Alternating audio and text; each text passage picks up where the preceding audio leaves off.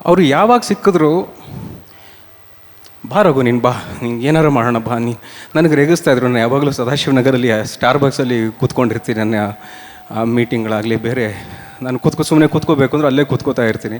ಒಬ್ಬ power star, ಒಬ್ಬ ಪುನೀತ್ ರಾಜ್ಕುಮಾರ್ ಅನ್ನೋ ಥರ ಒಬ್ಬ ವ್ಯಕ್ತಿ ಆ ಕಡೆ ಪಾಸ್ ಆಗಬೇಕಾದ್ರೆ ನನ್ನ ನೋಡಿ ಅವ್ರಿಗೆ ಹಾಯ್ ಅನ್ನೋದೇನಿದೆ, ಅವ್ರು ಯಾವುದೋ ಕೆಲಸದಲ್ಲಿ ಬ್ಯುಸಿ ಇರ್ತಾರೆ. ನನ್ನ ಮಾತಾಡಿಸ್ಬೇಕು ಅಂದರೆ ಗುಡ್ಗುಡು ಅಂತ ಒಳಗೋಡ್ ಬರ್ತಾರೆ. ಒಳಗೋಡ್ ಬಂದು ಮಾತಾಡ್ದು, ನೀನು ಇಲ್ಲೇನು ಮಾಡ್ತೀಯ ಬಾ, ಅಲ್ಲಿ ಆಫೀಸಿಗೆ ಬಾ, ಇಲ್ಲ ಮನೆಗೆ ಬಾ, ಏನಾರು ಮಾಡೋಣ ಬಾ, ನೀನು ಇದು ಆ ಕೆಲಸ ಮಾಡೋಣ ಈ ಕೆಲಸ ಮಾಡೋಣ. ಒಂದು ಸಲ ಯಾರು ಸಿಕ್ಕಿದಾಗ ಸುಮ್ಮನೆ ಏನೋ ಮಾತಾಡಿದ್ದು ಇಲ್ಲವೇ ಇಲ್ಲ ಆ ವ್ಯಕ್ತಿ. ಎಲ್ಲರೂ ಯಾರೇ ಬಂದರು ಯಾರೇ ಬರಲಿ, ಇಲ್ಲ ಸರ್ ಏನಾರು ಮಾಡೋಣ ಸರ್, ಏನಾರು ಕೆಲಸ ಮಾಡೋಣ ಸರ್, ಒಂಥರ ಸಪೋರ್ಟ್ ಸಿಸ್ಟಮ್ ಆಗಿದ್ರು ಅವರು. ಸಂಬಂಧಗಳನ್ನ ಭಾಳ ಚೆನ್ನಾಗಿ ಜೋಡಿಸ್ಕೊಂಡಿದ್ದಂಥ ವ್ಯಕ್ತಿ ನಮ್ಮ ಅಪ್ಪು ಅವರು. ಇದೊಂದು ಕ್ಷಣ ಈಗೇನೋ ಕಣ್ಣಲ್ಲಿ ನೀರು ಹಾಕಿರ್ತೀವಿ, ಆಮೇಲೆ ಸುಮ್ಮನೆ ಆಗ್ತೀನಿ, ಆಮೇಲೆ ಮತ್ತೆ ಮುಂದೆ ಹೋಗ್ತೀನಿ, ಇನ್ನೆಲ್ಲೋ ನೋಡ್ತೀನಿ, ಅವ್ರದ್ದೊಂದು ಫೋಟೋ ಇರುತ್ತೆ, ಅವ್ರದ್ದೊಂದು ಯೋಚನೆ ಬರುತ್ತೆ.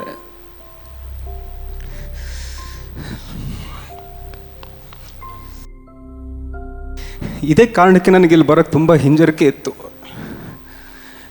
ಇಲ್ಲಿ ಬಂದಾಗ ಅವ್ರು ಯಾರು ಚೆನ್ನಾಗಿ ಡ್ಯಾನ್ಸ್ ಮಾಡಿಬಿಟ್ರೆ ಸಾಕು, ಅವ್ರು ನನಗೆ ಡ್ಯಾನ್ಸ್ ಬರುತ್ತೆ ಅಂತ ಹೇಳ್ತಿರಲಿಲ್ಲ. ಅಯ್ಯೋ ನನಗೆ ಈ ಥರ ಬರೋದಿಲ್ವಲ್ಲ, ನನಗೆ ಕಲಿಸಿ ಅಂತ ಹೇಳ್ತಾಯಿದ್ರು.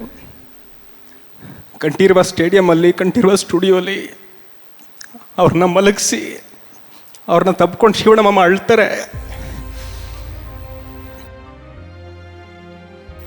ಇದೆಲ್ಲ ಬಹಳ ಸಂಕಟ ತರುತ್ತೆ. ಐ ಆಮ್ ಶ್ಯೂರ್ ಇಲ್ಲಿರೋ ಪ್ರತಿಯೊಬ್ಬರಿಗೂ ಕೂಡ ಅದರ ಭಾರ ಏನು ಅನ್ನೋದು ಗೊತ್ತಾಗಿದೆ. ಅವ್ರ ಹಾಡುಗಳು, ಅವ್ರ ಸಿನಿಮಾಗಳು, ಅವರ ಸಂದರ್ಶನಗಳು, ಅವರ ಮಾತುಗಳು, ಅವ್ರ ಮುಖ ಅದೊಂಥರ ಯಾವತ್ತೂ ಮಾಸೋದಿಲ್ಲ ಅಂತ. ಅವರ ಬಗ್ಗೆ ಅತಿ ಹೆಚ್ಚು ತಿಳಿದಿರೋ ಹಂಸಲೇಖ ಅಂಕಲಲ್ಲಿದ್ದಾರೆ. ಇತ್ತೀಚೆಗೆ ಆ ಹಾಡೆಲ್ಲರ ಬಂತು ಅಂದರೆ ಸರ್, ಬೊಂಬೆ ಹೇಳ್ತೈತೆ ಆ ಹಾಡು ಬಂತು ಅಂದರೆ ತಡೆಯೋಕ್ಕಾಗಲ್ಲ ಸರ್. ಅದಕ್ಕೆಲ್ಲ ಸಾಕ್ಷಿಯಾಗಿ ನೀವಿಬ್ಬರು ಇದ್ದೀರ ಸರ್. ನಿಮ್ಮ ಎದುರಿಗೆ ನಿಂತು ಅವ್ರ ಬಗ್ಗೆ ಒಬ್ಬ ಸಂಬಂಧಿಕನಾಗಿ ಅಲ್ಲ, ಅವರ ತಮ್ಮನಾಗಿ ಅಲ್ಲ, ಒಬ್ಬ ಅಭಿಮಾನಿಯಾಗಿ ಅಲ್ಲ, ಆದರೆ ಒಬ್ಬ ಕನ್ನಡಿಗನಾಗಿ ಮಾತಾಡಿ ನನಗೆ ಭಾಳ ಹೆಮ್ಮೆ ಆಗ್ತಿದೆ ಸರ್.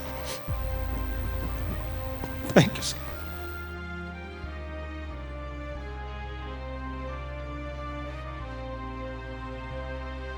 ಅಪ್ಪು ಸರ್ಗೆ ಡ್ಯಾನ್ಸ್ ಎಷ್ಟು ಇಷ್ಟನೋ ಅದಕ್ಕಿಂತ ಹೆಚ್ಚಾಗಿ ಅವ್ರಿಗೆ ಹಾಡನ್ನ ಕೇಳೋದು ಭಾಳ ಇಷ್ಟ, ಹಾಡು ಹಾಡೋದು ತುಂಬ ಇಷ್ಟ.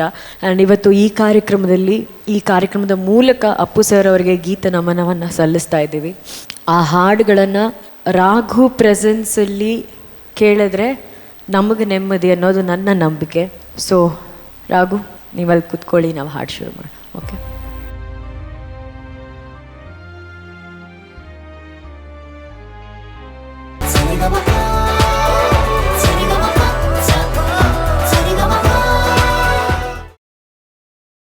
ವಿ ಹರಿಕೃಷ್ಣ ಸರ್ ಹಾಗೂ ಜಯಂತ್ ಕಾಯ್ಕಿನಿ ಸರ್ ಜೋಡಿಯ ಮಧುರವಾದಂಥ ಗೀತೆ ಹುಡುಗರು ಚಿತ್ರದ ಹಾಡು. ಜಯಂತ್ ಸರ್ ತುಂಬ ಚೆನ್ನಾಗಿ ಹಾಡಿದೆ. ಈ ಹಾಡು ಮತ್ತು ಈ ಹಾಡಲ್ಲಿ ಒಂದು ಇಮೇಜ್ ಇದೆಯಲ್ಲ, ಅದು ನಾನು ನನ್ನ ಒಂದು ಕಥೆಯಿಂದ ತಗೊಂಡಿದ್ದೆ. ಅದರಲ್ಲಿ ಒಬ್ಬ ಬೀದಿ ಹುಡುಗ ರಸ್ತೆಯಲ್ಲಿ ರಾತ್ರಿ ಮಳೆ ನೀರಿರುತ್ತೆ, ಅದರಲ್ಲಿ ಚಂದ್ರನ ಬಿಂಬ ಕಾಣ್ತಾ ಇರುತ್ತೆ. ಮುಂಬಯಿಯ ಒಂದು ರಸ್ತೆ ಅದು, ಅಲ್ಲಿ ಚಂದ್ರನ ಬಿಂಬ ನೋಡ್ತಾ ಇರ್ತಾನೆ. ನಡುವೆ ಅವನಿಗೆ ಏನೋ ಆಗತ್ತೆ, ಒಂದು ಕಲ್ಲು ತೆಗೆದು ಟಂಗ್ ಅಂತ ಹಾಕ್ತಾನೆ. ಆ ಚಂದ್ರನ ಬಿಂಬ ಎಲ್ಲ ಚೂರ್ ಚೂರ್ ಚೂರ್ ಚೂರ್ ಚೂರ್ ಚೂರ್ ಚೂರ್ ಆಗುತ್ತೆ. ಮತ್ತೆ ಅದು ಒಂದಾಗೋದನ್ನೇ ಕಾಯ್ತಾನೆ ಅವನು, ಅದು ಒಟ್ಟಿಗೆ ಬರಲಿ ಅಂತ ಕಾಯ್ತಾ ಇರ್ತಾನೆ. ಈಗ ಆಗಿರೋದು ಹಾಗೆ, ಪುನೀತ್ ಎನ್ನುವಂತಹ ಒಂದು ಚಂದ್ರನ ಬಿಂಬ ಅದು ಚೂರ್ ಚೂರ್ ಚೂರ್ ಚೂರ್ ಆಗಿ ಆ ಅಲೆಯಲ್ಲಿ ಎಲ್ಲರ ಹತ್ರ ಇದೆ, ನಿಮ್ಮಲ್ಲಿ ಒಂಚೂರು ಅವನಲ್ಲಿ ಒಂಚೂರು, ಎಲ್ಲ ಹತ್ರ ಹತ್ರ ಹತ್ರ ಹತ್ರ ಬರ್ತಿದ್ದಂಗೆ ಅದೊಂದು ಇಡಿಯಾದ ಒಂದು ಅನುಭೂತಿಯಾಗಿ ನಮ್ಗೆ ಸಿಗುತ್ತೆ. ಇದು ಒಂದು ರೀತಿಯಲ್ಲಿ, ಇನ್ನೊಂದು ರೀತಿಯಲ್ಲಿ ನಮ್ಮನ್ನು ಜೋಡಿಸ್ತಾ ಇದ್ದಾನೆ ಅಂತ ಕೂಡ ಅನ್ಕೋಬಹುದು. ಧನ್ಯವಾದಗಳು ಸರ್. ಯೋಗರಾಜ್ ಸರ್ ಚೆನ್ನಾಗಿ ಹಾಡಿದ್ರಿ. ನನಗೆ ಜಯಂತ್ ಸರ್ದು ಮಳೆ ನಿಂತು ಹೋದ ಮೇಲೆ ಜೊತೆಗೆ ಇವಾಗ ಹಾಡಿದ್ರಲ್ಲ, ಈ ಲಿರಿಕ್ ತುಂಬಾ ಇಷ್ಟ. ವಿಜುವಲ್ ನೆನಪು ಆಗೋ ತರ ಹಾಡಿದ್ರಿ ನೀವು. ಥ್ಯಾಂಕ್ ಯು, ಚೆನ್ನಾಗಿ ಹಾಡಿದ್ರಿ. ನಾನು ಅಪ್ಪು ಸರ್ ಜೊತೆ ಕೆಲಸ ಮಾಡಿದ್ದು ಪರಮಾತ್ಮದಲ್ಲಿ ನಿರ್ದೇಶಕನಾಗಿ. ಆ ಚಿತ್ರದ ಒಂದು ಧಾಟಿಗೆ ಮೊನ್ನೆ ಒಂದು 4 ಸಾಲು ಬರದೆ, ಅದನ್ನ ಒಪ್ಪಿಗೆ ಕೊಟ್ರೆ ಹೇಳ್ತೀನಿ. Please sir.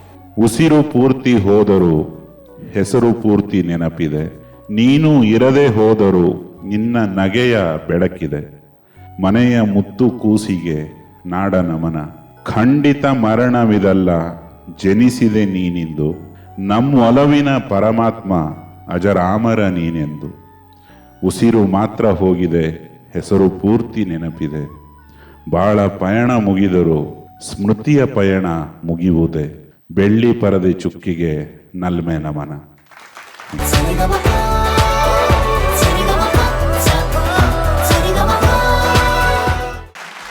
ಮಹಾಗುರುಗಳೇ, ನೋವಿಗೆ ಸಾಹಿತ್ಯದ ಔಷಧಿಯನ್ನ ನಮ್ಮ ಭಟ್ರು ಬರೆದಿದ್ದಾರೆ. ಇಲ್ಲ, ಈ ಕಾವ್ಯ ಪ್ರಪಂಚವೇ ಹೀಗೆ, ಎಲ್ರಿಗೂ ಚಿಂತೆ ಇದ್ದೇ ಇರುತ್ತೆ. ಚಿಂತೆ ಅನ್ಕೊಂಡ್ರೆ ಎಲ್ರಿಗೂ ಕಷ್ಟವೇ. ಚಿಂತನೆ ಮಾಡ್ಕೊಂಡ್ಬಿಟ್ರೆ ಪ್ರಶ್ನೆನೇ ಇಲ್ಲ, ಬಹಳ ಸುಲಭ ಅದು. ಈಗ ಆ ಘಟನೆ ಒಂದು ಚಿಂತೆ, ಯೋಗರಾಜ್ ಭಟ್ ಅದನ್ನ ಚಿಂತನೆ ಮಾಡ್ದ. ಎಷ್ಟು ಚೆನ್ನಾಗಿ ಹಾಡ್ದಮ್ಮ ನೀನು, ಬಹಳ ಚೆನ್ನಾಗಿ ಹಾಡ್ದೆ ತಾಯಿ. ಥ್ಯಾಂಕ್ ಯು ಮಹಾಗುರುಗಳೇ. ಭಟ್ರೆ, ನಿಮ್ಮ ಸಾಲುಗಳನ್ನ ನೀವೇ ಮತ್ತೆ ಕೇಳಿದಾಗ ಆ ಹಾಡಿಗೆ ಆ ಮಾತುಗಳು ಆಚೆ ಕೇಳಿಸೋ ಥರ ಹಾಡಿದ್ರಿ. ಧನ್ಯವಾದ, ಚೆನ್ನಾಗಿ ಹಾಡಿದ್ರಿ. ಹಾಗೆ ಈ ಮಟ್ಟಿಗೆ ಈ ಹಾಡಿಗೆ ನಾನು ಹರಿಕೃಷ್ಣ ಗೆಳೆಯನ್ನ ನೆನೆಸ್ಕೋತೀನಿ. ಅಪ್ಪು ಸರ್ ಚಿತ್ರಕ್ಕೆ ಅಷ್ಟು ಅದ್ಭುತವಾದ ಸಂಗೀತ ಕೊಟ್ಟಂಥ ಗೆಳೆಯ ಹರಿಕೃಷ್ಣಗೊಂದು ನಮನ. ಹಾಗೆ ಹರಿಕೃಷ್ಣ ಅವರ ಪತ್ನಿ ವಾಣಿಯವರಿಗೂ ನನ್ನ ನಮನ. ಇದರ ಒರಿಜಿನಲ್ ಸೋರ್ಸ್ ಅವರೇ ಹಾಡಿದ್ರು. ಎಲ್ಲದನ್ನು ನೆನಪಿಸಿದ್ರಿ, ಇಡೀ ಪರಮಾತ್ಮ ಸಿನಿಮಾನ ನೆನಪಿಸೋ ಥರ ಹಾಡಿದ್ರಿ. Thank you so much. Thank you sir, thank you. Keerthana, thank you so much. ಎರಡು ದಿಗ್ಗಜರು, ಜಯಂತ್ ಕಾಯ್ಕಿಣಿ ಸರ್ ಹಾಗೂ ಯೋಗರಾಜ್ ಭಟ್ ಸರ್, ಈ ಕಾರ್ಯಕ್ರಮಕ್ಕೆ ಬಂದು ನಮ್ಮನ್ನ ಪುನೀತರನ್ನಾಗಿಸಿದ್ದಾರೆ. ದಯಮಾಡಿ ವೇದಿಕೆ ಮೇಲೆ ಬರಬೇಕಾಗಿ ಕೋರಿಕೆ, ಪ್ಲೀಸ್.